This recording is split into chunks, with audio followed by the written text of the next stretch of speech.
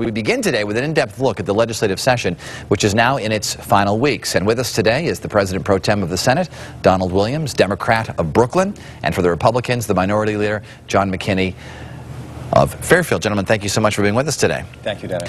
First of all, as the session's gone so far, what's the biggest accomplishment? Senator? Well, you know, there have been a number of different things that we've tackled. First of all, we've cut $1 billion in the current fiscal year to deal with the deficit that we're in right now, even before the next two-year budget. We've also passed a ban on machine guns for minors. Unbelievably, I think folks would have thought that that was illegal, but there was that tragedy in Massachusetts. We wanted to make sure that it was our laws were clear. We've had tougher penalties for mortgage brokers who would bend or break the law and approve mortgages that helped get us into the kind of financial mess that we're in right now. So we've got a number of things under our belt, but clearly the biggest challenge yet to come is the biennial budget going forward. That's the top priority right now. What would you say the biggest accomplishment is, Senator McKinney? Well, I mean, I agree with Don. We've passed a couple of good bills, but, you know, they're all not nearly as important as the financial crisis we're in right now and the people of the state of Connecticut are in. We have a significant budget deficit just for this fiscal year, which ends June 30th. We could be in the hole as much as $1 billion. We have not addressed this year's budget deficit fully, and we have not made enough progress, quite frankly, on reaching a biennial budget agreement. I'm hopeful we will. I think both sides are working hard to get there, but so far this session's been about what we haven't done to help the people in the state of Connecticut deal with this fiscal crisis. There has been some criticism from citizens alike, who have said, well, they should be spending more time talking about the budget rather than the death penalty, let's say. Do you agree?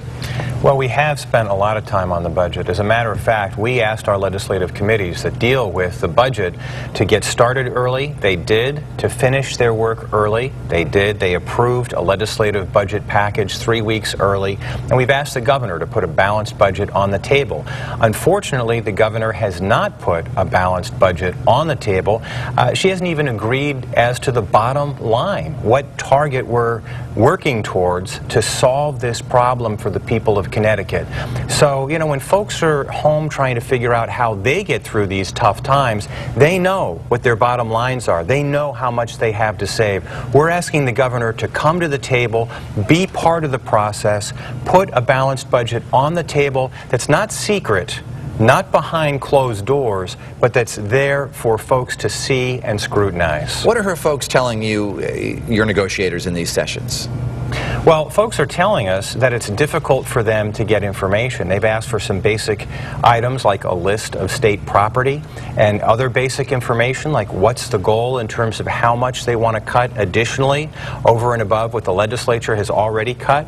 And we've cut about $2.4 billion in our biennial budget package, and we're waiting for those answers. Most importantly, the governor said last week they would be putting cuts, significant cuts, on the table. We're waiting for that to happen. Ideally, that would be public, again, and not a secret plan submitted by the governor, and we're waiting to see if that happens. Senator, have you spoken to the governor about this? Well, look, the governor's office, through her budget director and the governor herself, have been in all the leadership meetings and all the budget meetings. The governor's office has put budget cuts, rescissions on the table. The governor has talked about consolidating state agencies. Dennis, the problem is there's too much finger pointing. And Don, who I like, is pointing the finger again tonight. We need to stop pointing fingers, who has a balanced budget, who doesn't, and we need to actually start putting a budget together. And we're not doing that. Look, the Republicans have put a budget on the table. The governor's put one on the table. The Democrats. There are things that people will not like in all of our budgets. I could point a finger at the Democrat budget and say there's over $500 million of fake cuts in there. Just one example. Instead of paying a bill on June 30th, they pay it on July 1st, and they say it's a cut in spending. Well, that's not a cut in spending. It's an accounting gimmick. So let's stop pointing fingers, and let's sit down at the table and say, where can we cut? Because here's what everybody in the state of Connecticut is saying. Every single person is sacrificing, every single person is hurting, and the only people who aren't making sacrifices are state government. They don't see their legislative leaders and their state government actually putting, pen to paper and cutting state government. Now, you don't really have to wait for the governor. You could come out with a budget. The Democrats have the numbers to sort of do a budget without her, correct? No, I think the people of Connecticut want us to work together. They want the governor to be at the table. And we have cut over $1 billion for the current fiscal year. We're the only ones who put a balanced budget on the table. And Dennis, it matters whether your numbers add up. It matters whether the governor's proposed budget is $3 billion short. $3 billion out of balance. That's unfortunately the fact. People want the governor to come to the table, be part of the solution. That's what we want, and not have a secret plan. Not say, you know what, I'm not going to tell the people of Connecticut what I want to do. I want to work that out in the back room in secret. Be straight with the people. In this time of crisis, I think families, as they try and work through this, and they sacrifice, they want to see the state doing that as well. And they want honesty, and they want transparency. That's what we have given them with our legislative budget. That's what we're asking the governor to do. Do you agree, Senator? No, and quite frankly, it's offensive language. To say that the governor, who has engaged in 5 sets of rescissions, cut government spending back more than the legislature has, is not being honest, is simply an unfair charge. The governor has been in budget meetings. Again, it's time to stop pointing fingers at each other, and it's time to start sitting down and saying, look, where do we agree? There are 3 budgets on the table. What we've recommended as Republicans is let's take all of the cuts that are in all 3 budgets, put them aside, and let's do them right now. We've also said, let's give our towns and cities some idea of what we're doing. The governor said we'll hold ECS, our school formula, harmless. Republicans have said the same. We're hoping Democrats will agree. There's some talk that now they want to change the school funding formula to hurt towns and cities. But if we all agree on that, let's go do that right now. The governor has said that she does not want to raise taxes, but conventional wisdom at the Capitol is that eventually the two sides are going to have to agree on some sort of a tax hike. Where do you think it will be? Well, when you're $3 billion short, as she is, then something has to give.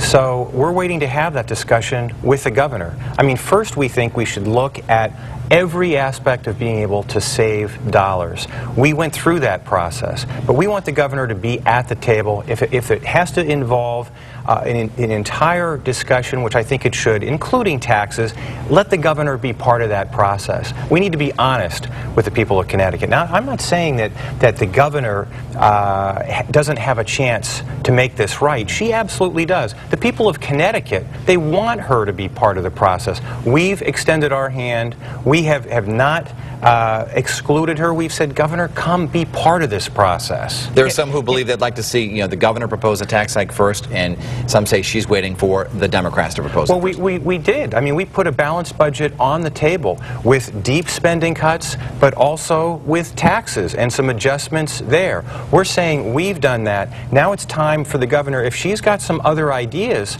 that's fair. If she disagrees with parts of our budget, that's part of the process. But come to the table, put your proposal out for everyone to see and scrutinize. Don't do it in secret. What kind of tax hikes are we talking about here? First, let me just say this again. The last time we had a leadership meeting, it was in the governor's office, and the governor was there. She's been at every leadership meeting, and her budget director has been at every budget meeting. So the governor is at the table, and the governor is offering solutions. Not only that, but the governor has cut more than the legislature. That's just a fact. What kind of tax increases are they talking about? Here's what they're talking about. A 30% surcharge on every profitable business. If you have a business and you made money, they're going to increase your taxes by 30%. What kind of tax are we talking about? Income tax increases on anyone making over $27,000 a year by getting rid of the $500 property taxes. What kind of tax increases are we talking about? They want to take away the sales tax exemption if you buy a hybrid car. So if you're doing the right thing, being green, being fuel efficient, you could pay an extra $1,200 in taxes a year under the Democrat plan. It is the largest single tax increase proposed in the history of the state of Connecticut, and it is the wrong direction for our state in this fiscal crisis. And the Republicans will not put their alternative that's balanced on the table. What Senator McKinney is not talking about is they want to get rid of the Lifestar program that actually saves lives that people depend on. It's critical. They want to eliminate public financing and get rid of the progress we've made in terms of getting rid of the wealthy, fat cat, special interest influence in government. That's what they're proposing. We're saying, look, you know what, you disagree with our budget and some of our proposals, fair enough. Be honest with the people of Connecticut. Put a proposal on the table that people can see that's balanced. That's what we're waiting for. And we have to take a quick commercial break. We'll be right back with more Face the State. Back with more discussion of the state budget with State Senators John McKinney and Donald Williams. And we were talking about tax hikes and where they're going to be. Well, look, we've put a balanced budget on the table as well. It balances $8.1 billion. There are estimates that the budget deficit could be anywhere between 7.9 and 8.7. We've done it without raising taxes, and we have over $1 billion in cuts, more than the Democrat budget. We've also put alternatives to get to a higher number if you can. But what I would offer to my friend Senator Williams is if he thinks that the Democrat budget's the only balanced budget and he wants to challenge us to put it out, let's have a vote. Next week, let's put the Democratic budget before the state Senate for a vote. I will offer the Republican budget as an amendment. We'll debate both budgets and we'll have a vote. I should move on to a couple other topics. Let's talk about where does the toll situation stand? Some people have suggested tolls. Where does that stand right now? You know, it's been on the table. The Transportation Strategy Board has wanted this addressed for some time. For better or worse, if we were to approve it tomorrow, it wouldn't bring in revenue for the biennial budget over the next 2 years. But I know this is a sensitive issue in Fairfield County. But I think a lot of people are saying, you know, with the Easy Pass system, and Massachusetts uses it, New York, New Jersey, on and on, it at least ought to be on the table for discussion, and I'm open to that. And according to recent statistics, more people commute into Connecticut than out every day, so you'd be getting more out-of-staters paying those tolls. I've always supported studying it and taking a look at it, but first, it's not a solution right now. It's 3 to 5 years before you'd get it implemented. And second, it has to be fair for the whole state, not just for the border towns that would host them. And third, the money has to be go into transportation solutions.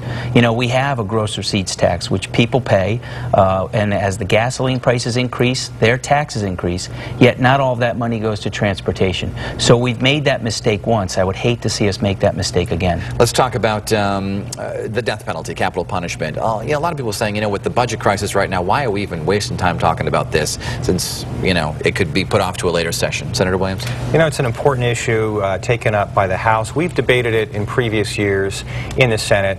I mean, for the record, I'm opposed to the death penalty.